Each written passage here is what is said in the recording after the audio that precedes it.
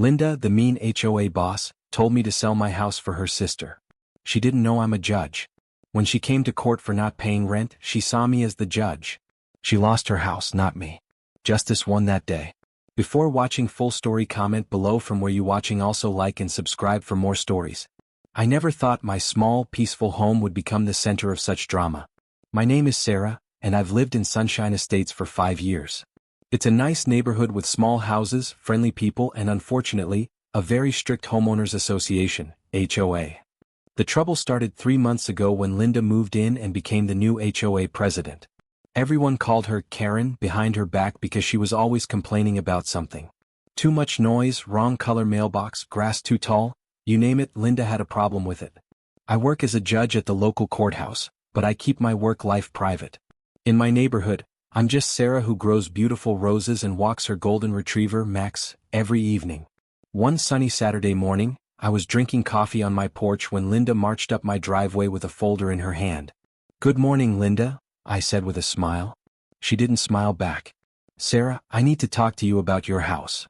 I raised my eyebrows. "Is something wrong?" "I just fixed the fence last week after you complained." Linda opened her folder and pulled out some papers. "It's not the fence. It's the house itself. The HOA board has decided we need more suitable people in this neighborhood." "Excuse me?" I couldn't believe what I was hearing. "My sister Pamela is moving back to town. She has 3 kids and needs a nice house. Your house would be perfect for her family." I nearly spilled my coffee. "Linda, I'm not selling my house." Linda's face turned red. "You don't understand. The HOA has voted. We can force homeowners to sell if it's for the benefit of the community." Now, I knew this was completely false. As a judge who specialized in property law, I knew the HOA had no such power. But I was curious how far Linda would take this. "Show me where in the HOA rules it says that," I challenged.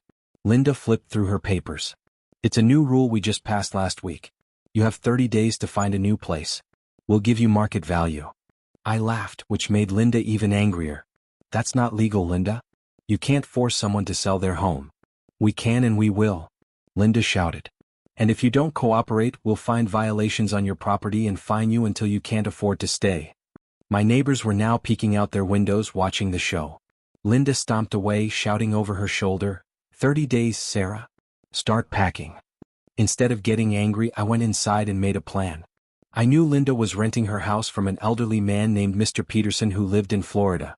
I also knew that Linda had been complaining about her rent being too high and had stopped paying 3 months ago. Mr. Peterson had filed an eviction case, which, by strange coincidence, had just been assigned to me at court. For the next week, Linda made my life difficult.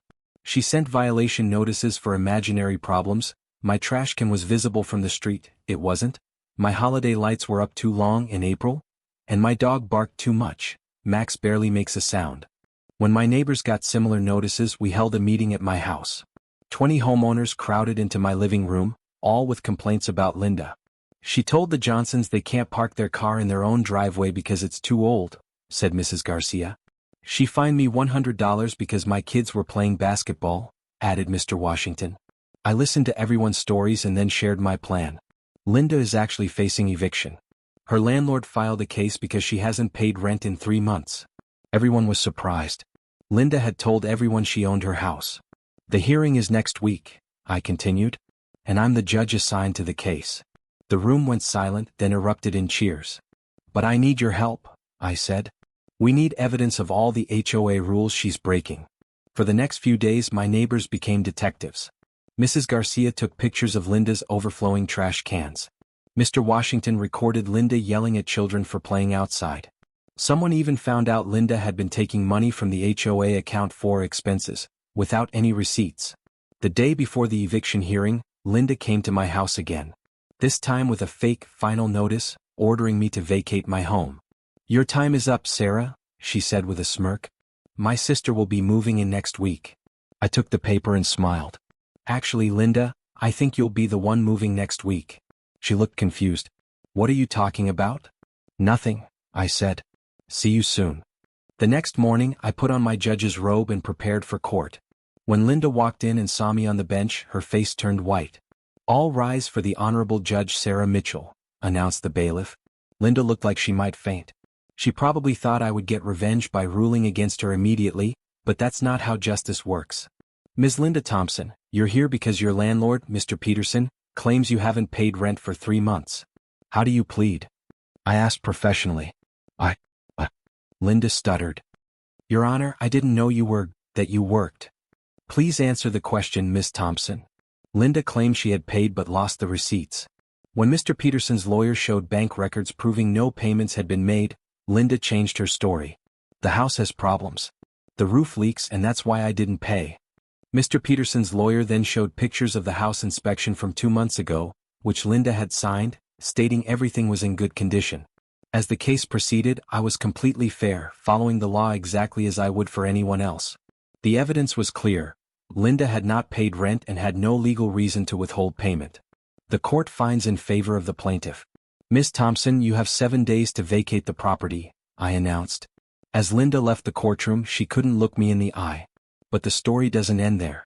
That evening, I called an emergency HOA meeting at the community center. Almost everyone attended except Linda. According to HOA bylaws, we can vote to remove a board member who acts against the interests of the community, I explained, showing the actual rules. We took a vote, and Linda was removed as HOA president. In her place, we elected Mrs. Garcia, who had lived in the neighborhood for 20 years and was known for being fair and kind. When Linda found out, she tried to fight it, but with the eviction on record and evidence of her misusing HOA funds, she had no ground to stand on.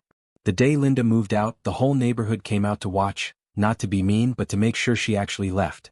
As the moving truck pulled away, someone started a barbecue. Soon it turned into an impromptu block party. 2 weeks later, Mr. Peterson came to see the house. He was shocked at the condition Linda had left it in. Paint on the walls, broken fixtures, and garbage everywhere. I'm too old to deal with this, he sighed. I'm thinking of selling the house. I introduced him to the Johnsons, a lovely family who had been renting nearby. They've been looking to buy their first home. Mr. Peterson gave them a fair price and soon we had wonderful new neighbors. As for Linda's sister Pamela, she did move to town but not to my house. I met her at a community event and was surprised to find she was nothing like Linda. She was kind and apologized for her sister's behavior. Linda has always been like this, Pamela explained. She told me she was getting me a house but I never asked her to. I was horrified when I found out what she did. Pamela ended up buying a small house on the other side of town, far away from Linda's drama. 6 months later, our neighborhood is peaceful again. The roses in my garden are blooming, Max enjoys his quiet walks, and the children play freely without fear of being yelled at. Sometimes justice comes in unexpected ways.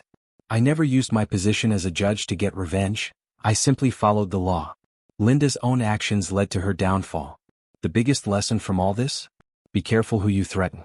The quiet person growing roses might just be the one person who can hold you accountable for your actions. And that's how I kept my house, saved our neighborhood, and found peace again, all because an HOA Karen didn't do her homework about who she was messing with.